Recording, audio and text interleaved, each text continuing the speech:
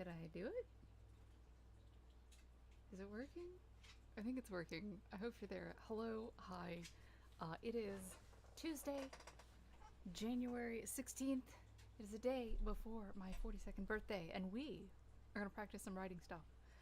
Mostly, what we're going to focus on today is using descriptions to evoke emotion. So, yes, it's important to describe the scene, to give your characters a setting and ground them in the scene that they're in, but it's also really important to be careful with the words that you choose when doing that, so that you can sort of manipulate the emotions that you're giving your reader and try to evoke certain emotions by the words that you choose to use for descriptions. So, hi Nia. Hey Tam, what's up? How you guys doing? Good evening. Hello. It's gonna be late there, Tam.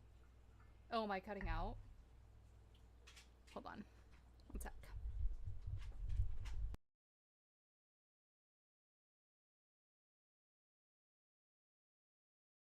How about now? Is that better? Sometimes my plug comes loose. Alright, well let me know if it keeps doing that, y'all, because sometimes I have technical difficulties. I don't do this very often, and I don't use this mic for my video recordings and stuff. So that's the plan. I've pulled up a few pictures from ArtStation. I like ArtStation. No, it's not better. Okay. Give me just a second.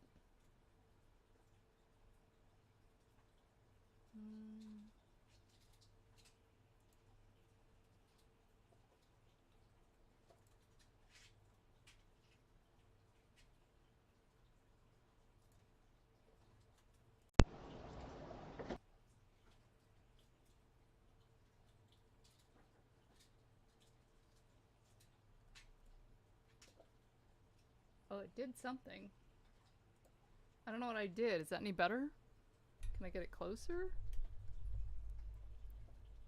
The problem is, guys, like I know that you can't tell by listening to me. You can hear it in person, but my throat is damaged. And it does something to the way that microphones pick me up. I have always had a hard time with it. And sometimes, some days are better than others. So is that better if I shout at you? Is that, is that better? Because I feel like I'm yelling now. Okay. So audio issues aside, hopefully you can hear me well enough that we can like actually... What the fuck was that? Why do I hear myself? Oh. I wonder if that's why. I wonder if that's why. No loud noises. Alright, I'll try, Ren. I'll do my best. Does it work now? Yeah, okay, so I have to mute, apparently I had not muted, YouTube. And, yeah. I think what you guys were hearing was actually, why is it -5 decibels? That's the thing I don't understand. Like, there's no reason for it to be -5 decibels. It just hates me. It hates me. That's it. That's all there is. Okay. So can you hear me or not? Why is the old lady eating a flower?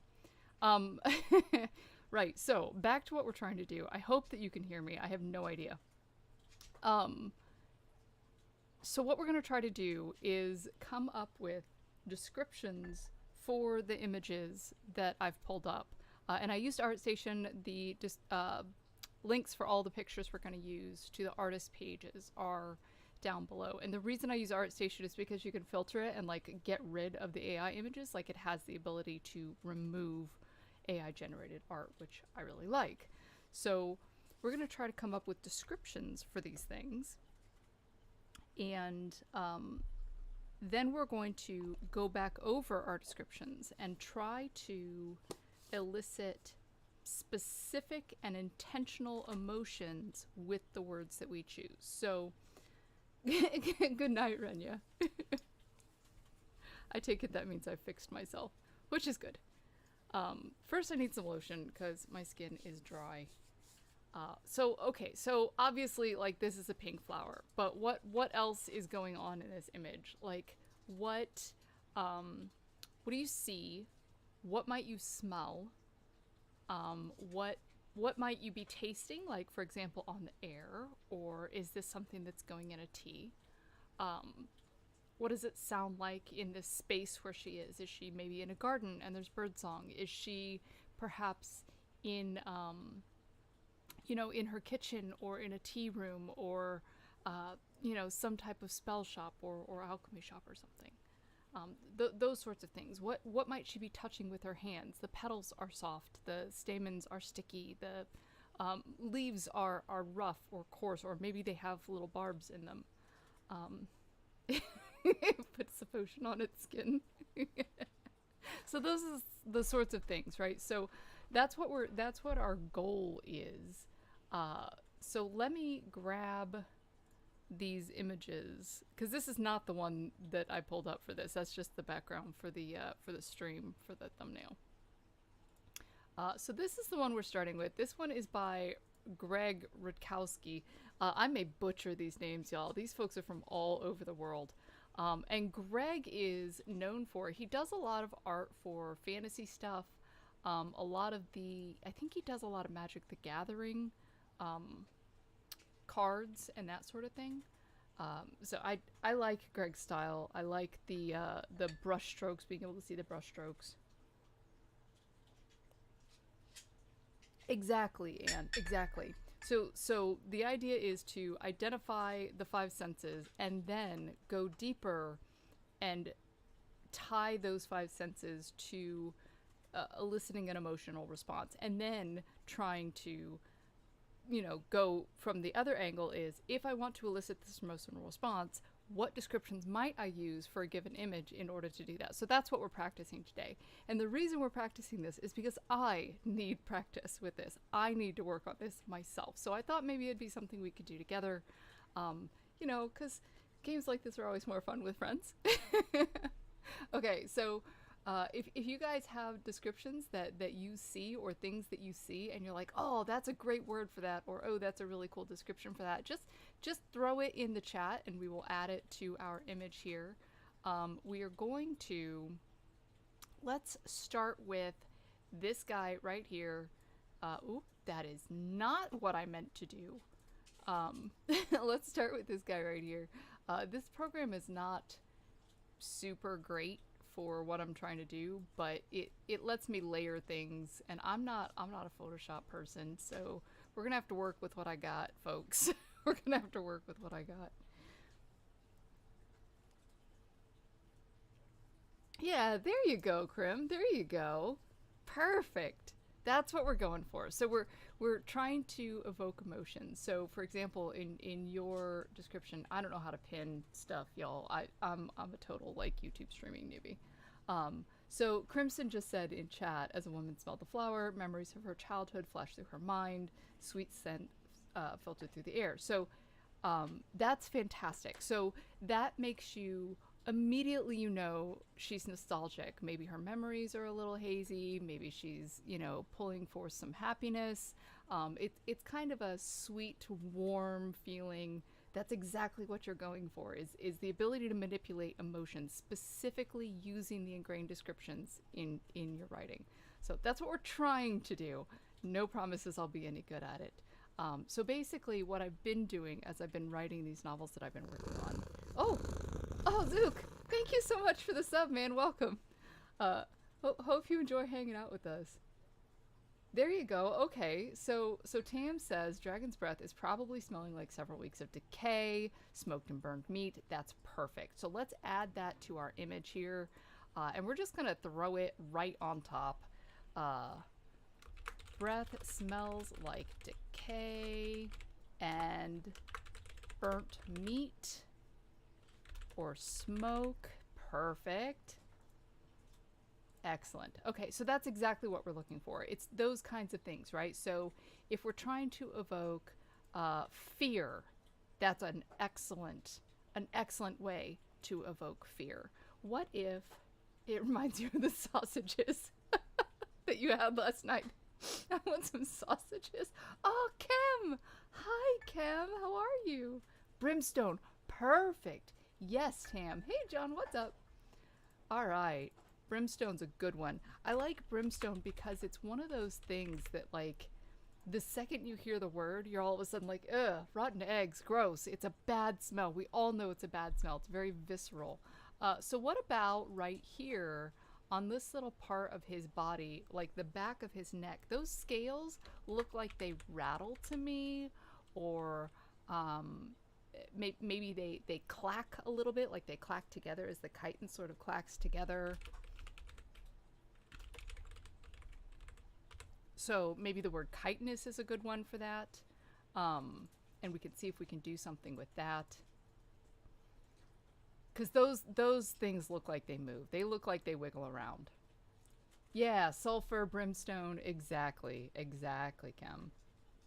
All right, so what about the wings? So the wings are, obviously, they're going to be leathery, right? They got to be leathery. They're dragon wings, right? But the sound that they make, so they're going to make like a flap, or Kim, you're going to have a better idea of the sound, or a fwup. And yes, it's fantasy, so we can make words up, especially if we're talking about the sound.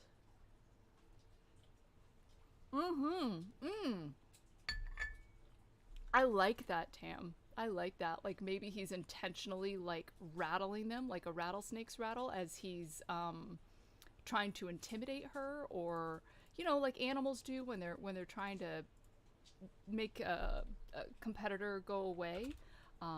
Threatening, display, rattle. Perfect. Yeah, that's exactly. Somebody light a match. All right. Thwoop. Swoosh. That's a good one. What if we talk about what you might feel, what this woman might feel on her skin? So let's forget the dragon for a second. Get rid of that. Oh, I'll just move it. What about the lady? So what about her? She might feel the heat of her own fire on her skin.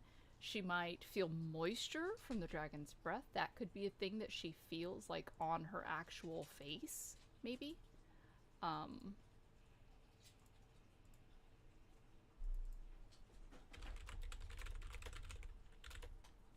Heat from the fire, moisture from hot, rancid breath. What about, like, the wind from his wings?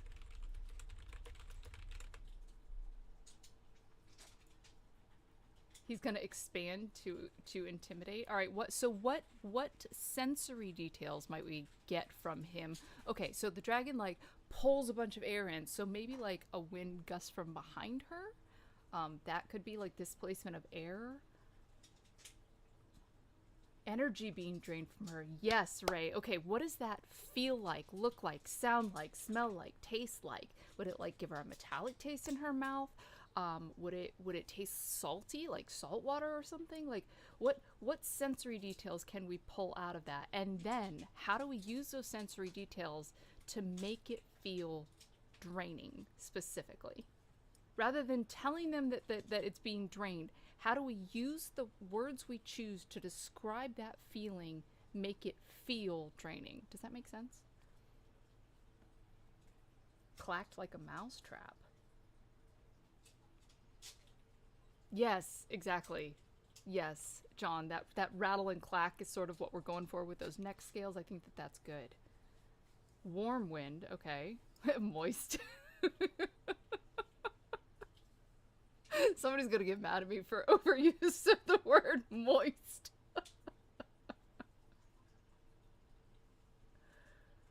Okay, so maybe in this display it's like a swelling, or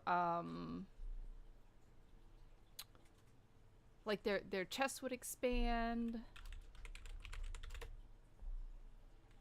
Okay, so when the chest is expanding, right? Are the scales gonna slide over one another in a hiss, maybe? Oh, lag.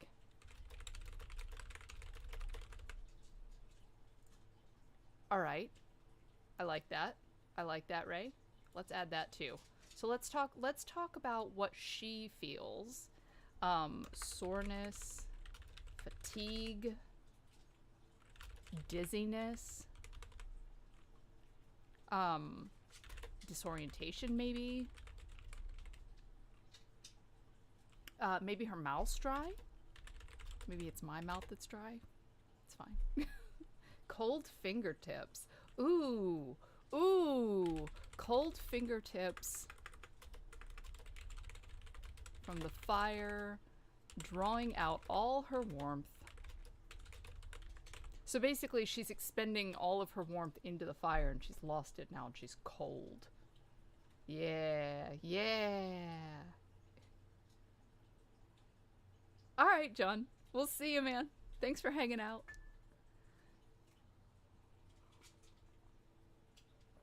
So yeah. All right. So this feels, it feels intimidating. It feels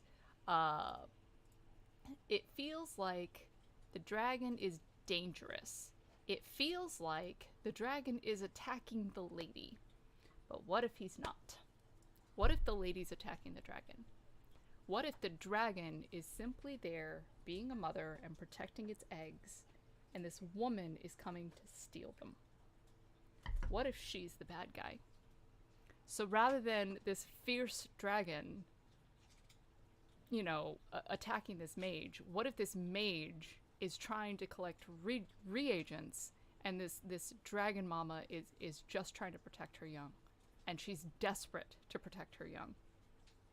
Does the dragon have an aura? Not that I can see, but we could give it one. It's fantasy, right? So the idea is to describe the image and use sensory details and then manipulate the words that you choose. It's just a writing exercise. It's to make you think about the scene that you're putting your characters in so that you can pick those words out like apples and apply them in the writing when it's convenient for you. It's just a practice. It's just a way to exercise your brain and flex your writing muscles a little bit. This is just a piece of art that I pulled off the internet, made by a guy named Greg. Oh, you can't see his name. Oh no. Let me put my face up here so you can see his name. Let's do it that way so y'all can see his name.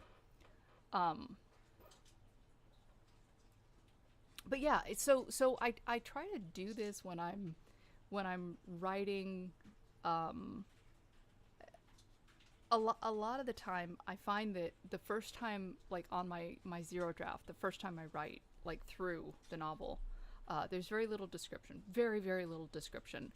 Sometimes I'll write what the characters are doing or something they're physically interacting with, but like the rest of the space is basically a big white box. There's nothing there. And so I have to go through on a second pass and a third pass and sometimes even a fourth pass and like intentionally add detail and think about, okay, where are they? What does it look like? What does it smell like? And then on the next pass, okay, are the words that I chose to use about what it looks like, what it smells like, what the sounds are, what the temperature is, what the, you know, are those giving any type of atmosphere? Are they evoking any feeling? Are they adding to the scene, or are they just there as background? And it's absolutely okay to be there as background, but it's got to be a conscientious choice, right? It's got to be something that you've done on purpose. And sometimes it's really nice to be able to use the background to manipulate the way that the reader reads the scene. So you can make something feel more ominous. Like you can build danger in by describing this sort of rattle and clack of her scales as she's, you know, moving around this mage. You can increase the feeling of danger as you describe the way that the mage is draining her own energy and her own power to create this fireball that may or may not even work. So that's what we're doing. We're practicing we're flexing our writing muscles and practicing our ability to evoke emotion using description. So that's what we're doing. All right, so let's move our attention. Since we've already described the lady a bit, we've looked at what the dragon's doing. What about over here? I know this seems weird, but what about over here in the corner? And there's not a lot going on. There's not a lot of action going on, right? But this is the actual like scenery, right? So it's wet, it's rocky, it looks cold. It kind of looks like in the background there might be a little bit of a lightning storm going on. Wet, maybe slick, maybe muddy or sticky. It could be cold. That's not how you spell cold, Effie. It's very gray and blue, but what words could we use that are a little more evocative? What about like slate as a color? It's moist.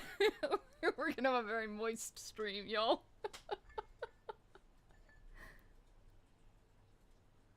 Okay, let's Crimson, I hope you're okay with me reading this out loud.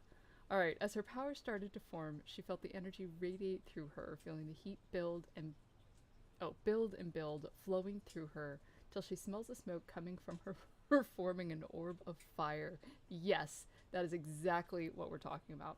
Char. Oh, the scent of char, like that. The fragrance of tacky. The fragrance of yeah, of like charcoal and ash. Yes, yes. So it's very clear. If you're starting to describe, the whole space smells charred. The whole space smells like ash. Maybe maybe the stones are scorched. It becomes very clear we're in the dragon's environment. This is her house, rather than something else. Yeah, I like that. Crystallized glass. It evokes obsidian, sort of, like the shine of obsidian. I like that a lot. I like the word glassed, right? I like the word glassed a lot. That's fantastic. So yeah, that's I feel like this is pretty good. I feel like we've got some feeling of threat, a little bit of ominous. We've got the mage sort of getting wound down a little bit, just by describing her sensations. You know, she's sore, she's dizzy, she's fatigued, she's disoriented, her mouth is dry, her skin is cold. Yeah, I like that. Oh, good. I highly recommend it, Crimson. I highly recommend it. If even if you never publish it, just knowing that it is a thing that you have accomplished is a fantastic feeling. Like, it's hard to describe the way that finishing your first novel feels. Even if you never publish it, it doesn't matter. You did it. You finished it all the way through, all the way to the end, and most people don't. So it's a cool thing. I highly recommend it. It's worth seeing it through just to have that experience of finishing one. All right. So I feel like we've got the idea now. I intentionally picked this one first, because I thought that it would be the easiest. So let's grab the next one. So this one is scene 2, and again, all of the images that we're using were pulled off of ArtStation, and the links to their artists are down below, so that you can link back to the artist page and pull up more of their art, or purchase this art if it's available for sale. And all of these are made by actual artists, rather than by AI. And it looks like this was actually used for a game by Ubisoft. So that's cool.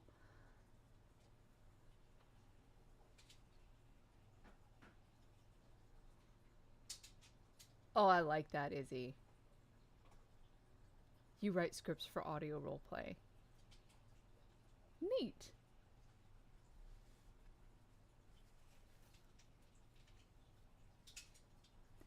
Oh, there you go, Runes. There you go. So Runes took it and turned it on its head. He's talking about catching a small ball of fire from the dragon, smiling, knowing that the dragon remembers her and their kinship. She tosses it back to the dragon playfully. See, that completely changes the image. Completely changes it. Welcome, Krim. We sure are glad to have you. All right, so let's talk about this new one that we've got here. Obviously, the smell of the salt, the noise, the clamor. Describe the noise and clamor.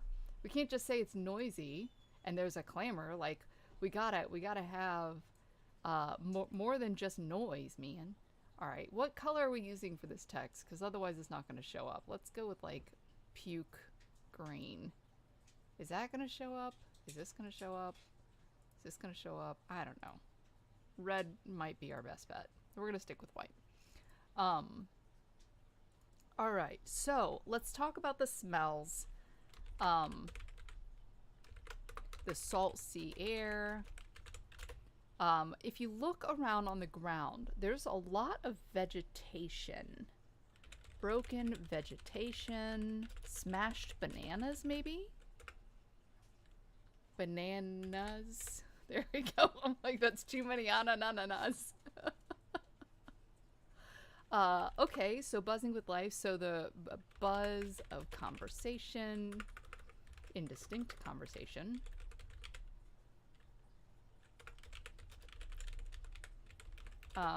Murmur of voices.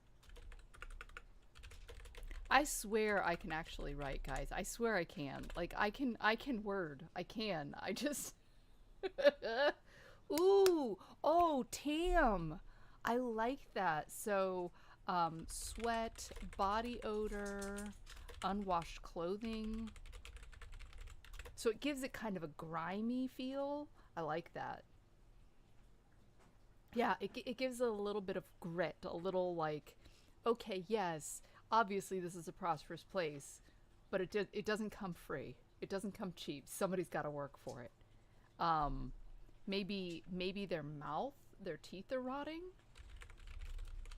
Because sailors aren't known for their oral hygiene. Especially British sailors. All right, so we've got some smells. Let's outline that so maybe we can see it a little better. Can we see it if I do this? Perfect. Okay. All right, so we've got some scents, right? And we know that there's some sounds. We know, okay, murmur of conversation is not a scent, Effie, but that's fine. It's okay. Let's talk about some sounds. We'll move the murmur of conversation to the new one. My bad. Murmur of conversation is not a scent. All right. Let's talk about some sounds. So I'm gonna say dock workers shouting.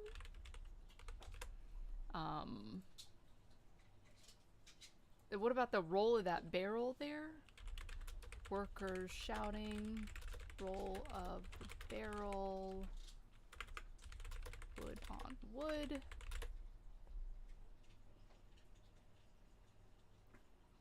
Yes, Tam. Yes. Oh, yeah, waves lapping at the dock. At the dock and the ship hulls. Yeah. What about, like, the snap of the flags?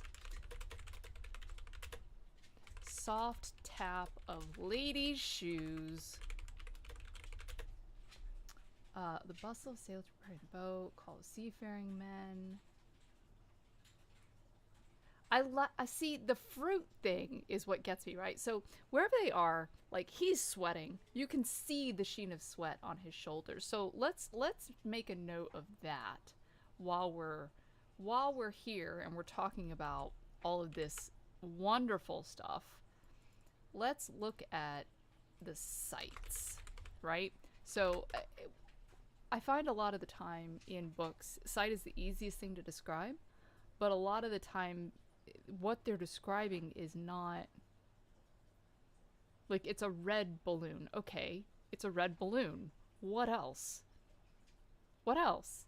You know, is it opaque, a little see-through? Is it sinking, like not quite floating correctly? Is it damp?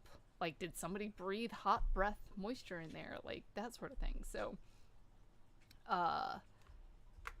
sheen of sweat on skin. Cursing and drunk and arguing. I agree, Krim. I think that the delineation between perhaps the classes of people, you know, the captain that's down at the bottom talking to the man in his fine straw hat, and then the guy laboring to push the barrel up the ramp side by side. I agree.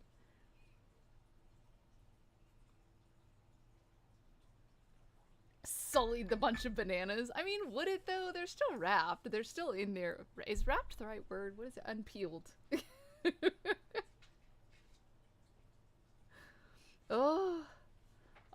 So maybe their clothes are dingy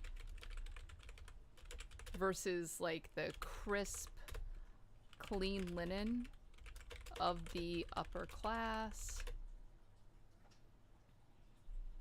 Yeah. All right. So let's focus on that steam engine for a sec, Izzy, since you've called that out.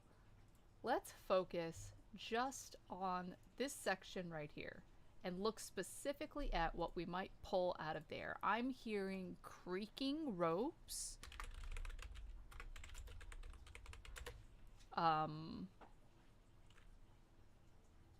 What else might we pull specifically out of the steam engine being lifted by this crank and loaded onto? First of all, why the heck would anybody do that? And I guess if they didn't have a railroad? But what else might you? So you get the creak of the rope, you get yeah. So the men are gonna shout orders. What if it breaks? What if it crashes down to the wood, splintering it? What if it doesn't? What if something bumps into it? What if they bump into another one of those pulleys or something? Metal against metal as it bumps into X. That's a thing. Yeah. But steel doesn't really bend unless it's under tremendous force, Krim. So why would it be moving? Like the wheels turning? Maybe the squeak of the wheels turning? Of the wheels turning. It does, yeah. Because that thing's gotta be heavy, right? It's gotta be. Yeah, it's gotta be. What about this gull? Gull's calling. There's a gull up here. Alright. So, tell me... I'm gonna move the scent thing. Tell me about this area right here. We've got a bunch of lines from the ship, but I mean past that. I mean this little village with the little lighthouse and the big, it looks like a fort in the background, and then it's all backed by this sort of jetty sticking out into the water. What is this? Why is it here? Who lives here? What might they, what might you smell if you walk through there? What kind of food do these people eat? That sort of thing. Yeah, okay, so a light whistle. I like that. I like that. Let's add that. Just from it going like over, you know, like if you blow over a bottle cap, that sort of thing. You might pick up on something like that. The crane looks weird. I think it's not a crane as we know a crane. I think it's more like a yard arm or something. Ramming speed. John.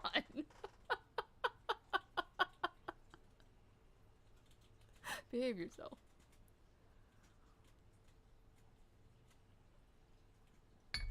Y'all, I gotta tell you, my brain is in like dark romance mode right now because that's what I've been reading for the past week and a half straight for science, for content. But yeah, so it's nice to sort of be able to shift gears and read something else or think about something else. I don't want to talk about it. I don't want to talk about it. All right, so maybe as we walk through, we're gonna smell cooking spices and hear things sizzling in a pan. Maybe there's crumbling plaster. Maybe there's barking dogs. Maybe there's shouting children. Okay, so that's all there. What if it isn't?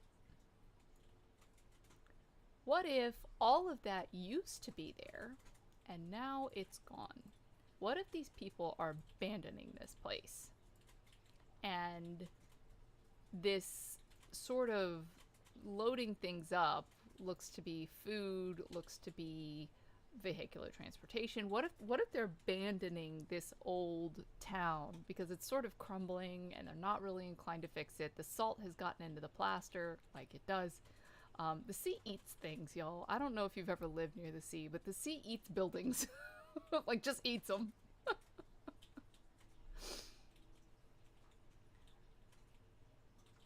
I don't know what that is. American Queen? Are you in our Discord? Can you throw that in Discord? Because I'll forget it. I have the memory of a freaking goldfish. So I basically have resigned myself to reading. The reason I'm reading a bunch of dark romance, I have basically resigned myself to reading a bunch of dark romance for February, for Valentine's Day, basically. So I'm going to try to read as many as I can and post them in a series between the 1st and the 14th of February.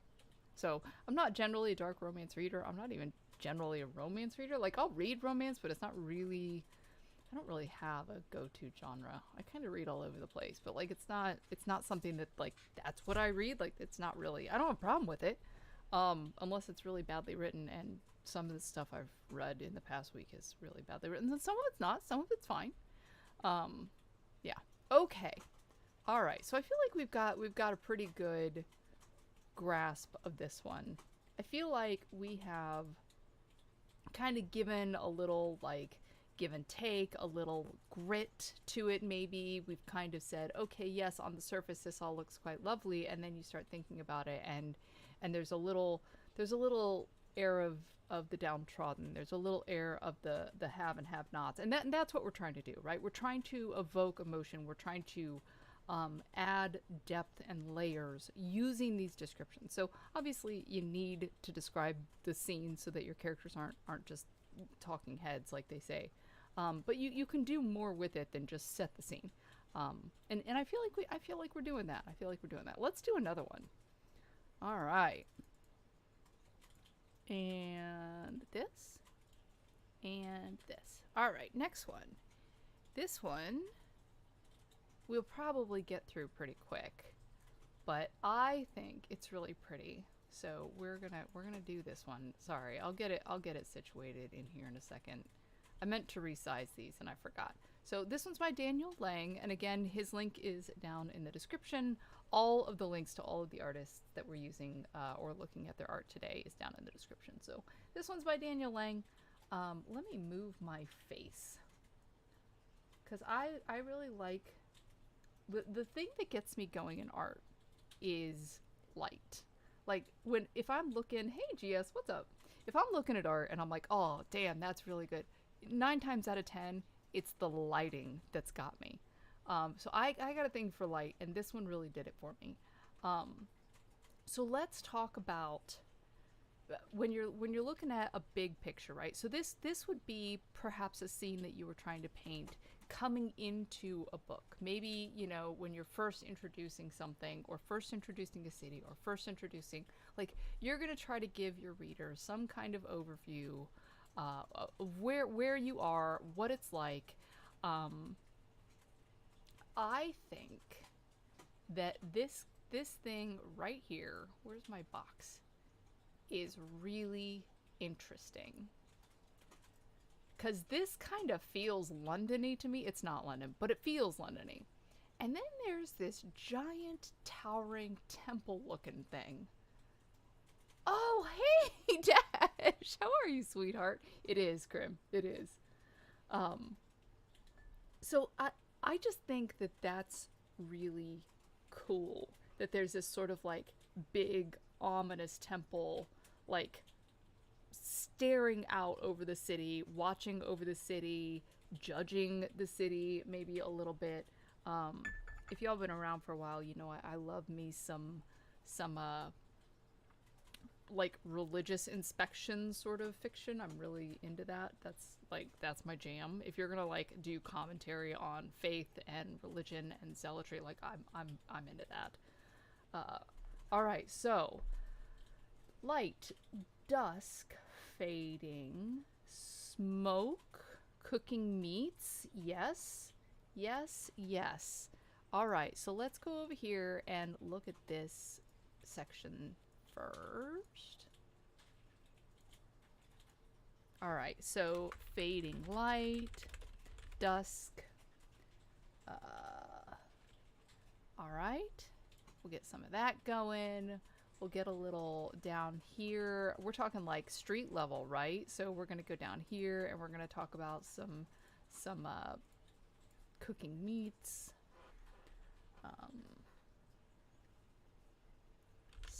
Chimney smoke, cooking meats. Yeah, because the scent of meat is particular. Is it fatty meat? Is it lean meat? I'm gonna go with fatty. And then like, are we saying? Because it looks relatively affluent, this part of town that we're looking at.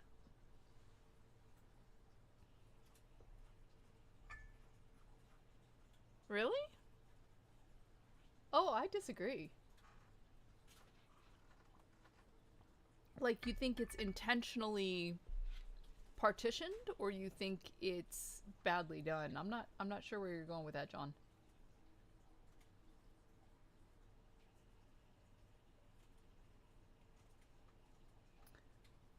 Ah, okay. So let's talk about the sounds in the city real quick. So, maybe there's like an unusual silence, or some kind of eerie silence.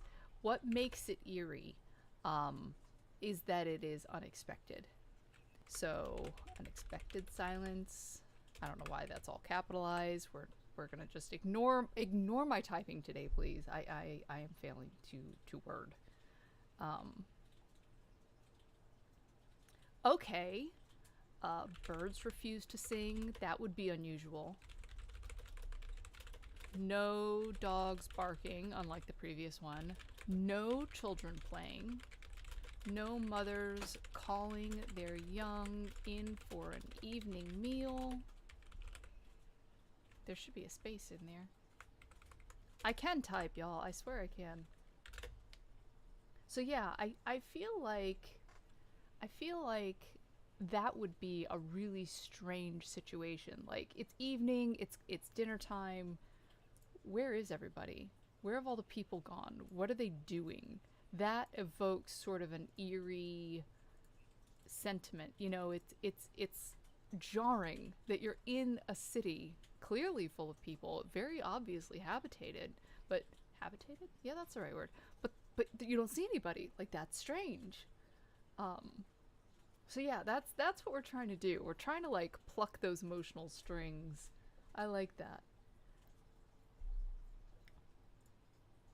Okay. Tam's looking at the tower. We're gonna describe this tower as majestic. Sure. Shadowy is good. What about its shape? Is it spiky? Is it smooth? Is it monolithic? Spiky maybe, or smooth? Roof, smooth, stones or bricks.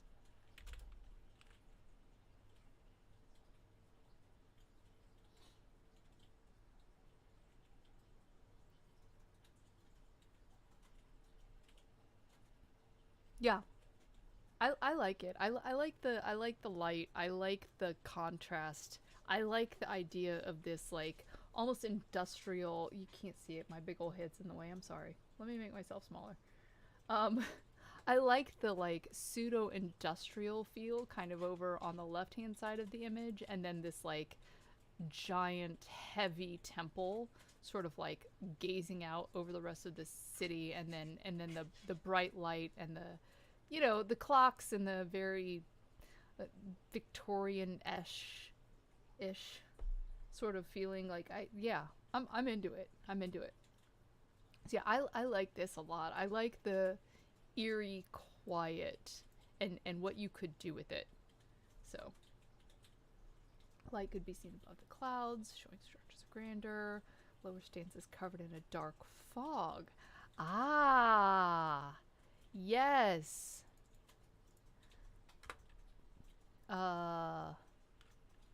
Light above the clouds. City itself is covered in a,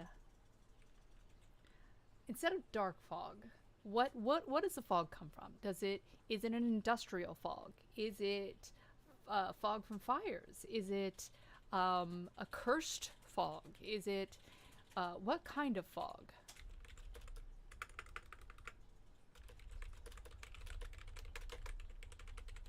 Because if you call it an industrial fog, if you say the city was enveloped in an industrial fog, that's very different than saying the city was enveloped in fog or a dark fog. If you say an industrial fog, it tells you immediately, okay, these folks are in the middle of an industrial revolution, everything's going to pot, like it probably stinks, it's dark, it's dingy, everything's blackened with the soot. Like, that gives you an evocation. If you say a cursed fog, now we're talking about magic. Now we're looking for dragons. Now we're looking for wizards. So that, which is exactly what we're doing, right? Like, that's the whole point of this, is to go through word choice when we're trying to describe our background scenery and evoke emotion, evoke you intentionally pull on connotation to make people think and feel things. Just a regular evening haze. I like haze. Haze is a good word. Industrial or cursed. I like evening haze. Yeah. Yeah. I like evening haze. That's good. All right. So I feel like we've had some good practice with this one. The next one I think is really cool. Let me clear our board again real quick. Don't accidentally delete my red box of doom. Hold on. It's here somewhere. All right. So we're on scene 4. This feels like a Photoshop collage of some sort. I'm not, or maybe like video game assets piled together. The texture feels weird to me, but yeah. So yeah, okay, let's try to split our minds here, right? At first, let's try to choose words that are hopeful, excited, think anticipation, think I'm gonna see somebody I really want to see. I haven't seen them in a long time. Maybe a sister that's come to visit after a 2-year absence because, you know, you're halfway across the country and in this era it's difficult to travel. Or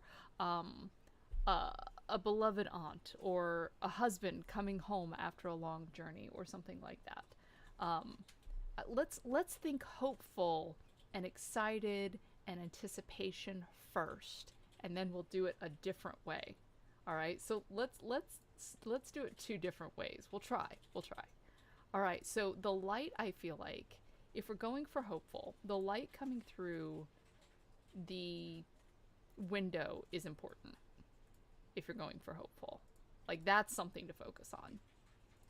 And maybe the scent of the wine, maybe it's an expensive wine, maybe you've pulled it out special just for this occasion, and it smells expensive, like the grapes are well developed or something like that. I'm not a wine person. All right, so let's go hopeful. Bright golden light, fruity wine.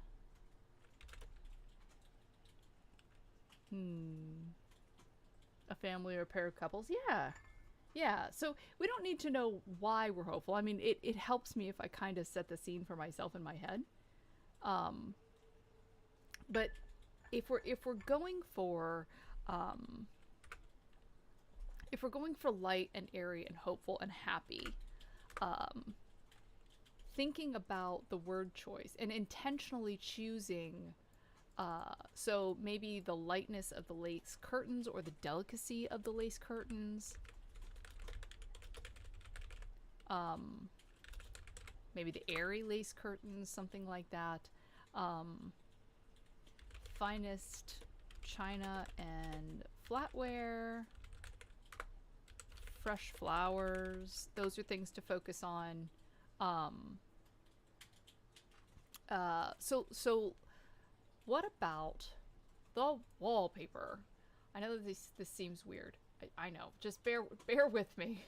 Bear with me, y'all. And just because you come up with all this stuff doesn't mean you have to use it. And it doesn't mean you need to use it all in one scene, right? So a lot of the time I'll do something like this. Like, I'll pull up an image online, and I'll do an exercise like this with myself. And like, okay, well, describe what you're seeing. What does this feel like? What does it look like? What are you smelling? What are you tasting? And you don't use it all in one scene. You kind of sprinkle it through a few chapters that are all occurring in the same space. And you look at different ways to talk about the same thing, sometimes in a different light, which is why we're going to do it in two different parts. So if the wallpaper has dancing patterns on the wallpaper, that evokes a specific image that feels sort of light and hopeful and airy and easy. You know, there's nothing ominous. There's nothing, you know, there's excitement here. Even the wallpaper is dancing. It's very it's a little like woo, but you know, you're trying to evoke emotion. Okay, so there's a few things to pull from there. What if we're looking at this same scene now, and instead of being hopeful, what if we're trying to be ominous? What if whoever's coming to dinner, we are absolutely dreading? It's, you know, it's not something we're looking forward to. We're going to be told something we don't want to hear, or perhaps whomever it is that we're meeting with is unkind to us, or unkind to our family. Good night, love. And we have to put up with them because reasons, because money, because social status, because whatever. What if whoever's coming is awful? What if whoever's coming is somebody we don't want to see, and they're only allowed in the home because we don't have a choice? A mother-in-law, for example. I say that I have a fantastic mother-in-law. That's not me digging on my mother-in-law. She's fantastic. She's awesome. Or ill fortune. So what if you're not looking forward to it? Or what if something bad is going to happen, but the character doesn't know yet? And you're trying to sort of set that vibe and set that mood by choosing words that feel heavy, that feel dark, that carry weight, that carry an ominous portent. So now instead of talking about, oh, I've lost my thing. So now instead of talking about bright golden light, maybe we're going to talk about long shadows and dark corners. Now, instead of talking about the fruity wine, maybe we talk about the oppressive scent of melted candle wax, right?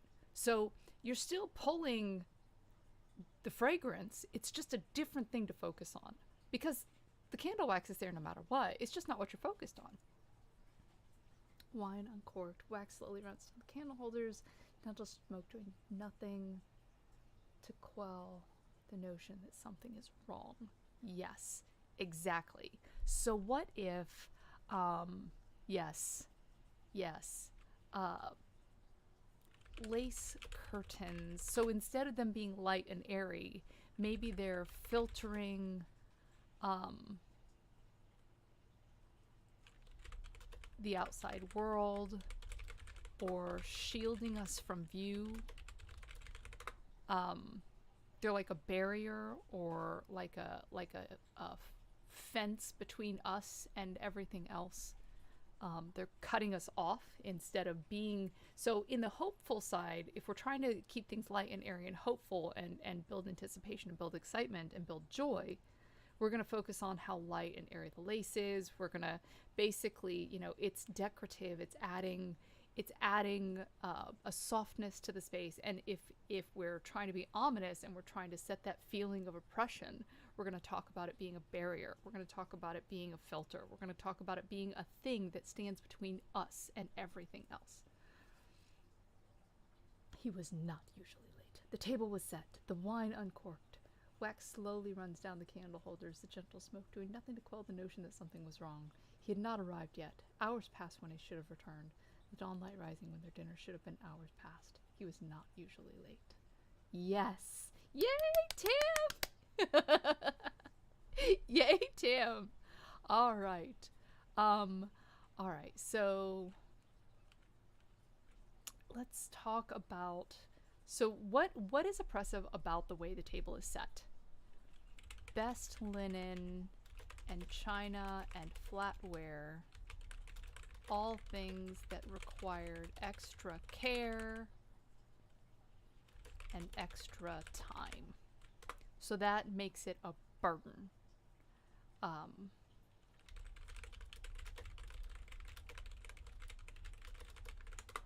Flowers that were cut already beginning to wilt, or flowers that lay like dead things on a plate.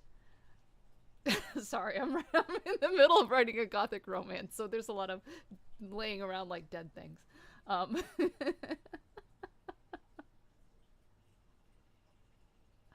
Oh, the sun sets, letting the candlelight illuminate the room as they prepare for his parents to arrive. The poison saturating the wine in the bottle, awaiting its final journey. Oh no! Rinse is over here killing people. Oh goodness. Oh goodness. All right. So I feel like we've done a decent job at describing this scene in two different ways. One of them sort of anxious and hopeful and happy and full of anticipation, and the other one sort of dark and oppressive and heavy, and apparently we're poisoning our in-laws. Apparently we're poisoning our in-laws. Oh my goodness. All right, so I have, while we've been sitting here talking, drank an entire pot of tea, and now I have to go to the bathroom. I have to go potty. So I'm gonna run and do that. I would encourage you to get up and stretch your legs, and you know, get a little exercise in your bottom and a little blood flow. Be right back, since I accidentally unplugged my Stream Deck thing, and I don't know where I put it. I rearranged my desk, and I don't know where I put it. So I'll be right back.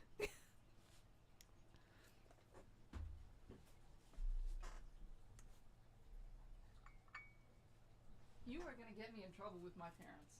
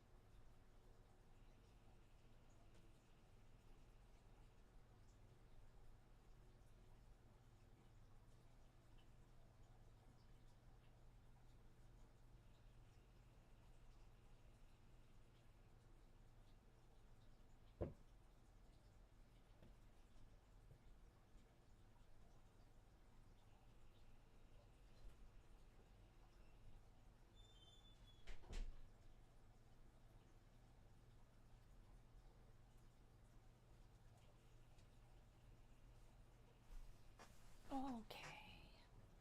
So I should have mentioned this before, but one of the reasons that I do this is because everybody's always making mood boards, right? Like that's everybody's like, oh, here's the mood board for my work in progress.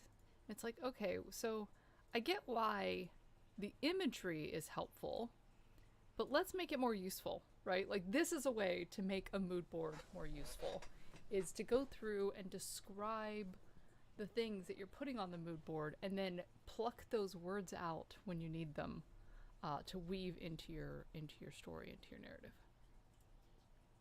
All right.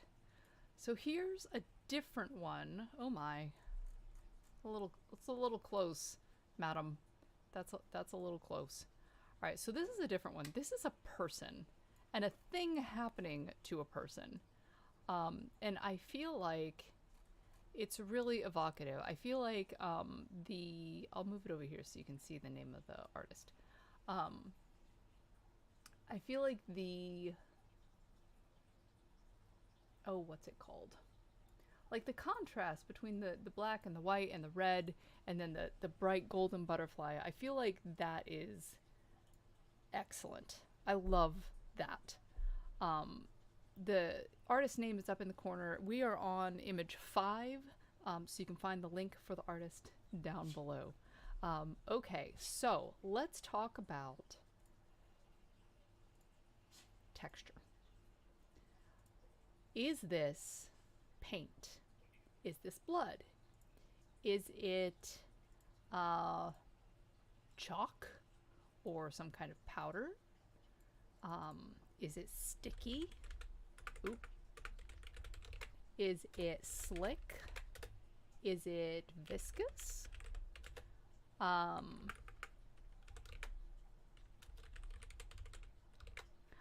think we can say pretty confidently that the red stuff is liquid. That looks like it's flowing. The stuff on her skin, is that paint? Is the paint chalky? Is it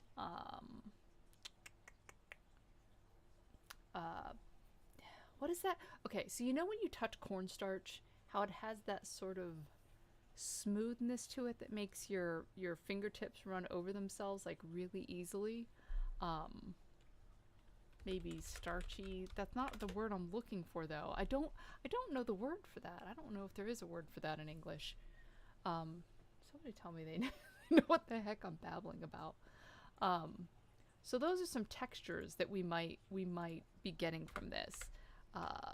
Texture, touch. That's one of the senses that we're looking at.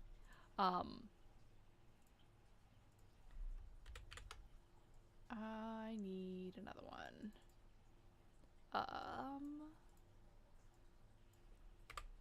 Not sure why we chose to do it that way, but never mind. All right, so let's talk about scent, which seems like a strange thing to focus on when it's texture and scent. When you're looking at something like this, when the thing that's sticking out is it's red on white and gold and black, and focusing instead on the way it smells. If that's blood, it would be coppery or metallic. Maybe meaty. Meaty would give a very distinct impression. Like if you describe the scent of the thing being wiped on her as meaty, that gives it an very distinct impression. That evokes hunger. That evokes consuming, which is a completely different impression than this is something being smeared on her and more something she wants, something being given to her. So it changes the feeling when you use a word like that. Would the paint smell, the white on her skin, would it smell chalky? Would it smell salty? Would it be fragranced powder? Maybe it smells a little flowery, or maybe it smells like ground roots or whatever it's made from. That would be a thing. Is her hair fragranced? Is her breath fragranced? Can she smell the sense, maybe there's incense burning, maybe this is some kind of ritual. Can she smell the sense of the other women? Because they look like lady hands to me. Can she smell the sense of the other women in her nostrils? She can't see, they're covering her eyes. What does she smell? Maybe she smells their hair. Rose water or lavender in their hair. That sort of thing. Yeah. So let's talk about sound. Yeah.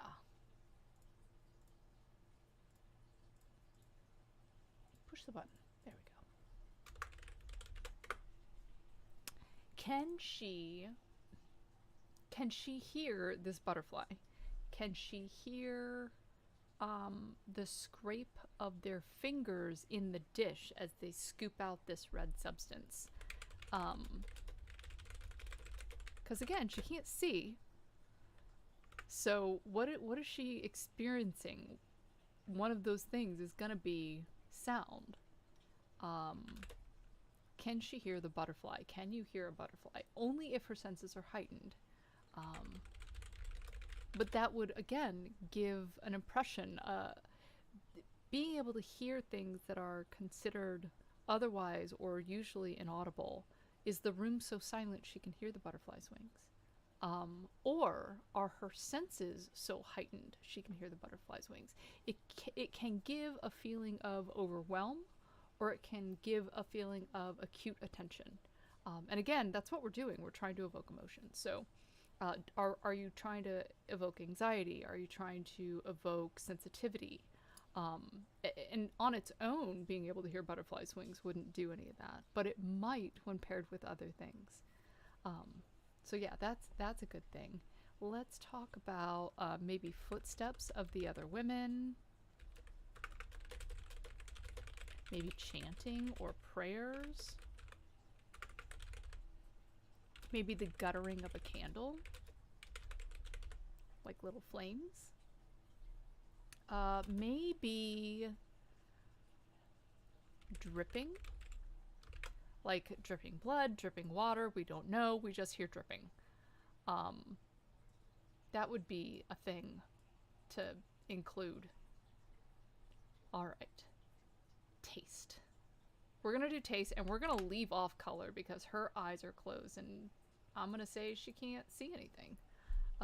Taste. Can she taste blood? Can she taste the white paint? Can she taste wax? Because it looks like she's got lipstick on. It looks like she had some kind of darker hue on her lips, and now they've smeared this fresh blood over her. So maybe they've painted her face in this makeup, including lipstick, and now the blood is just sort of like riding on top of that, and it's slick, and it doesn't belong there, and it's messing up this beautiful face of makeup that they've painted her with. Maybe she's a sacrifice, or maybe she's being anointed, things like that. So I feel like, yeah, I feel like there's other sensations that she'd be feeling, like her hair on her back. Yeah, that's one that's gonna be, and then like many hands, just hands everywhere. There's just so many hands. Yeah, this is a really evocative image. I like it a lot. All right, let's look at the next one.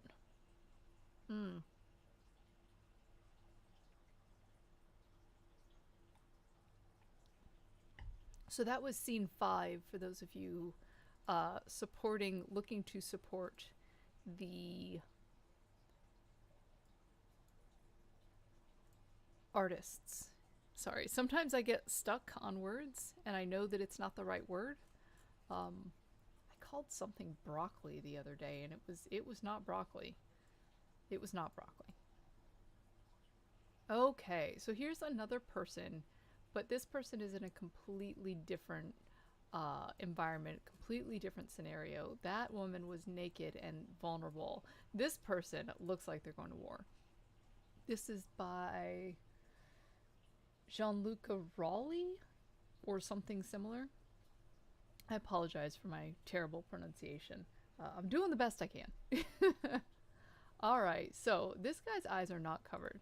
So let's talk about the way that he looks and is dressed and sort of what we're evoking with the colors that are chosen, the textures that are chosen.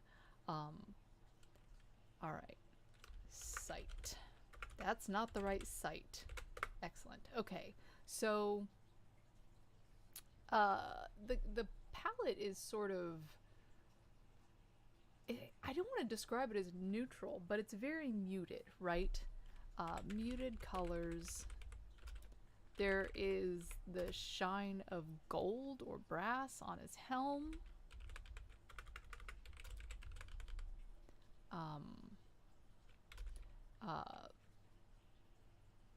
What else? I feel like he is more intricate than he at first appears. Because if you start really looking at him, like his weapons are inlaid.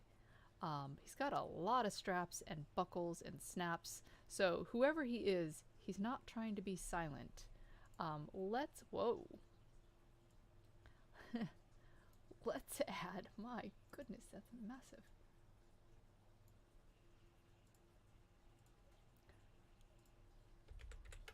Let's add one for sound.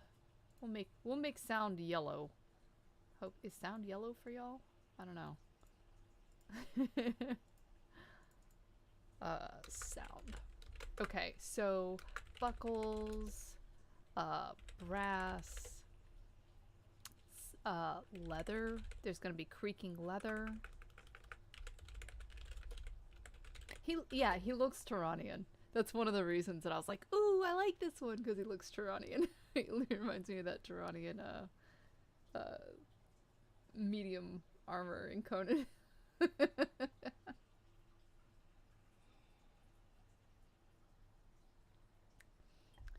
Is everything he's wearing part of his armor? Because the waist sash, okay, yes, that's definitely part of his armor. What about this shawl around his neck? Is that part of his armor, or is that maybe a lady's scarf or something like that from his wife or his love?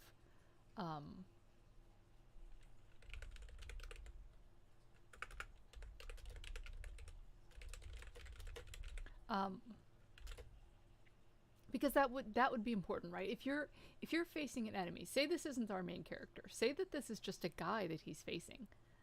The fact that the main character picks up on that, one, it humanizes our enemy, and two, it remarks on the competence of our main character, that they would notice something like that. It's a Turanian Nomad set. Is it actually the Turanian Nomad set? Or does it just look like the Turanian Nomad set?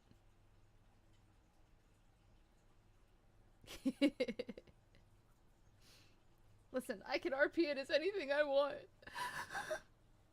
Stop telling me how to play my own character, Tam. Oh, sorry.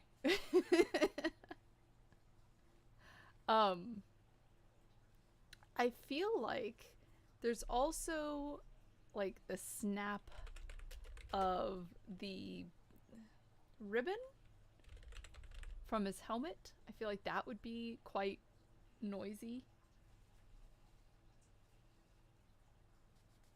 Is it? Let's look. It's by Gianluca Rowley. We're on scene 6. The only way I could do that is to pull it up and look. I'll have to look later and see if it actually is. But it's very reminiscent of it if it isn't what that is. So yeah, the sounds that he would make. I don't remember the evil eye being on the Turanian armor. Um,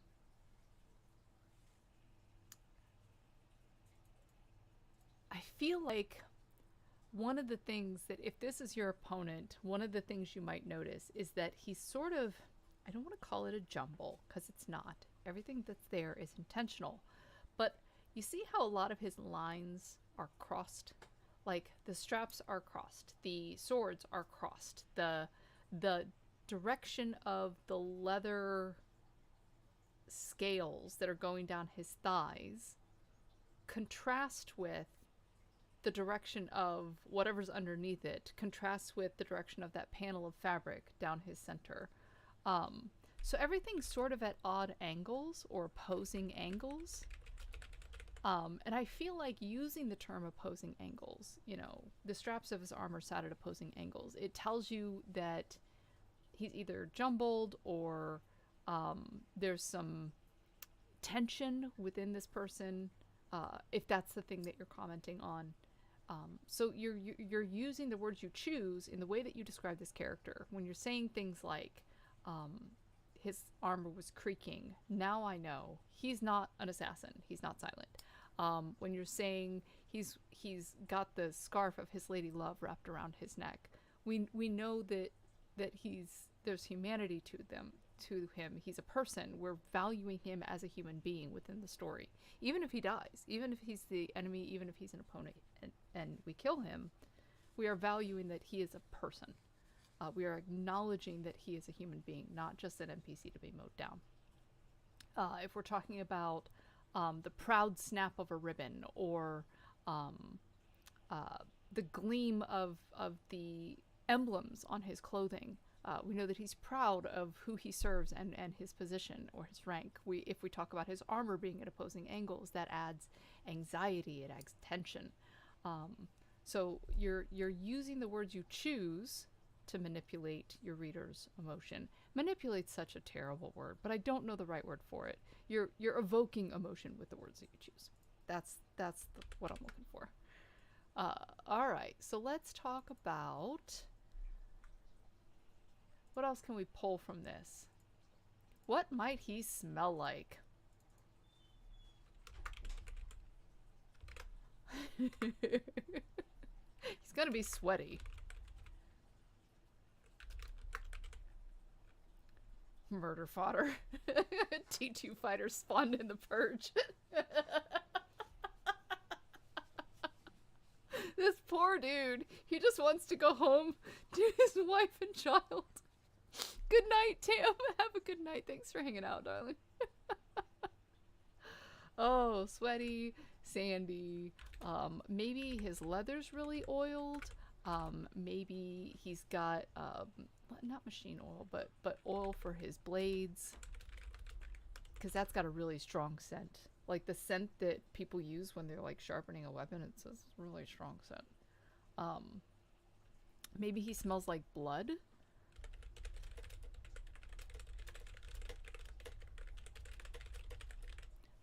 You know, for the people he killed on his way in, or whomever it is he's standing over with that imposing. He smells like metal. He smells metallic. Yeah. Yeah. Yeah. And I feel like if you're just describing a character, even if it's like some soldier that you're meeting to treat with, and this is what you use, these are the words that you use to describe, not all of them at the same time, obviously, because that would be obscene and boring. But I feel like this gives you humanity. It makes him a person. It's not just an NPC to mow down. I find a lot of the time that, like, disposable characters that are brought into the scene specifically with the intention to die, characters that are there to lift your main character up, that are distinctly only ever side characters and not important ones. A lot of the time, the way that they're described or the way that they're brought into the story does not make them feel like a person. We introduce them like they're NPCs, like they are cannon fodder. And then at the end of the book, and you're thinking about all the stuff that the hero's been through, and you're like, oh, well, they're the good guy. Okay, but like, they just murdered 10,000 people. Like, it feels okay because those people weren't made to be people. This is how you make those people into people, in my opinion. Is you give them depth, and even if it's just a walkaway guy, right? Like this guy's he's not important to the story.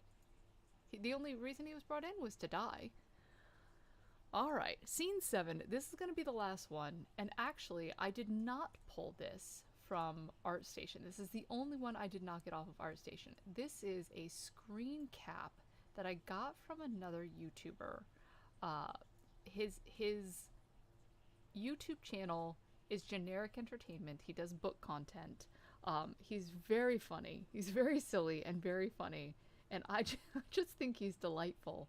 But he had this scene that he like panned past this reflective surface in one of his videos recently, and I just thought that this is one of the prettiest things I have seen in a very long time. And he was just like moving the camera. It was just like panned past.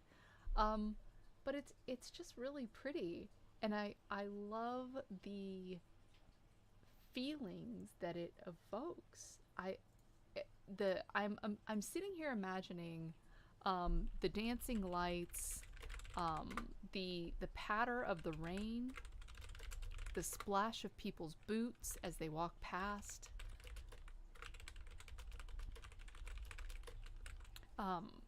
And for me, this image, if you were going to describe this image, it could be done in such a way that it was either very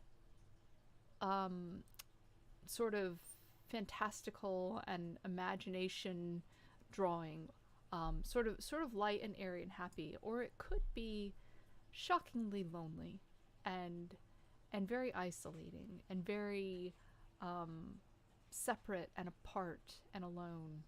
And I feel like you could do either of those with this. I feel like you could describe the rain as a drizzle or a drone, or falling, the raindrops fat and heavy and soaking everything they touch. Yeah, I think that's where it's from. Runes. I think that's where it's from. I feel like you could describe the bright blues and pinks of the light, or you could describe the lanterns as anemic and weak, and or blaring. Maybe they're intrusive. Maybe they're too intense. Maybe they're too bright. Maybe they hurt your eyes. Maybe they give you a headache. Maybe the sound of the parade that goes by is exciting, and you know, the drums and the rattles and the bells, and you can't help but move your body and shake with the dancers. And maybe it's not like that at all. Maybe it's too much. Maybe it's overwhelming. Maybe it's clawing at your ears. Maybe it's screaming at you. Maybe the dragon turns and whooshes into your face, and you stagger back, and your boot splashes in this puddle, and now your trouser leg is soaked. And how miserable that would be.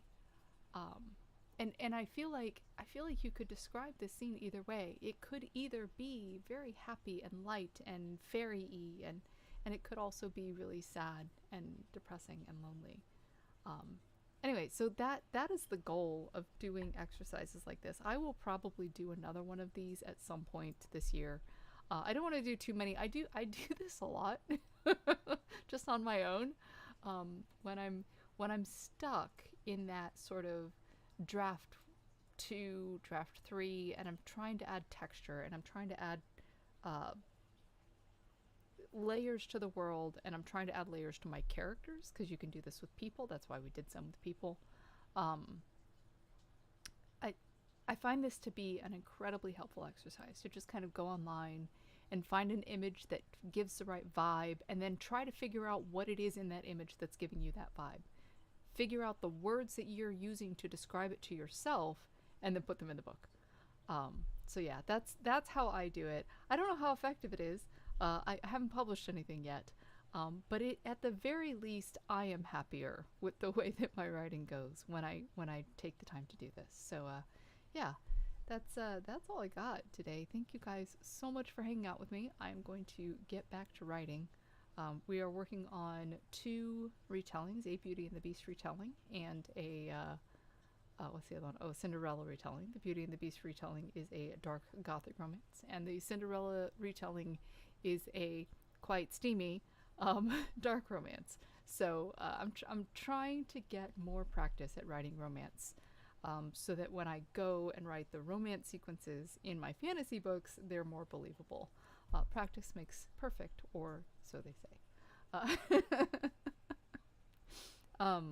What's the other thing? Oh, yeah. So after talking to you guys on Discord, you've all decided to punish me by making me read aloud on Twitch. So we will probably be starting that here in the next week or two. Make sure you subscribe on Twitch. I will link it in the description. Thank you so much for hanging out with me, and I will see you next time. Okay,